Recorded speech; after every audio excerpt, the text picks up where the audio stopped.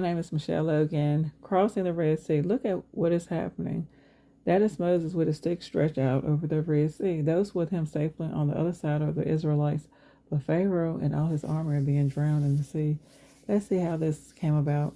As we learn, Pharaoh told the Israelites to leave Egypt after God brought the 10th plague on the Egyptians.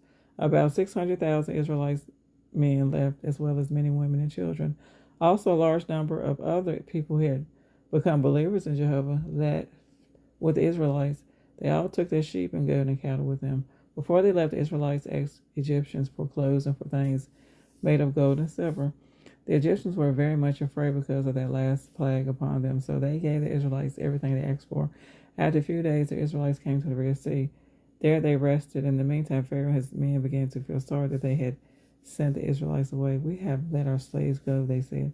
So Pharaoh changed his mind once more. He quickly got his war chariot and his army ready. Then he began to chase after the Israelites with 600 special chariots, as well as all the other chariots of Egypt.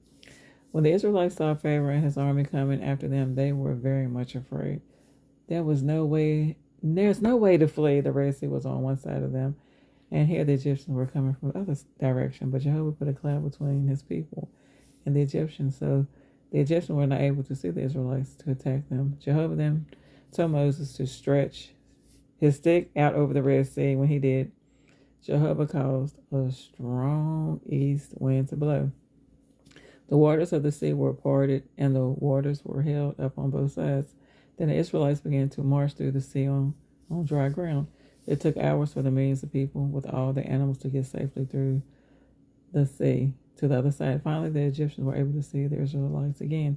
Their slaves were getting away, so they rushed into the sea after them. When they did, God caused the wheels of the chariots to fall off.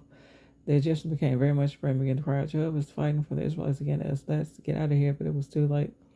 This is when Jehovah told Moses, stretch his stick out over the Red Sea, as we can see in the picture in our mind. And when Moses did, the walls of the water become back and cover the Egyptians and their chariots. The whole army had followed the Israelites into the sea, and not one of the Egyptians got out alive. So happy all God's people were saved. The men sang a song of thanks to Jehovah, saying, Jehovah has won a glorious victory. He has thrown the horses and their riders into the sea. Moses' sister Miriam took her tambourine, and all the women followed her with their tambourines as they danced with joy. They sang the same song as the men were singing, Jehovah has won a glorious victory. He has thrown the horses and their riders into the sea. Thank you.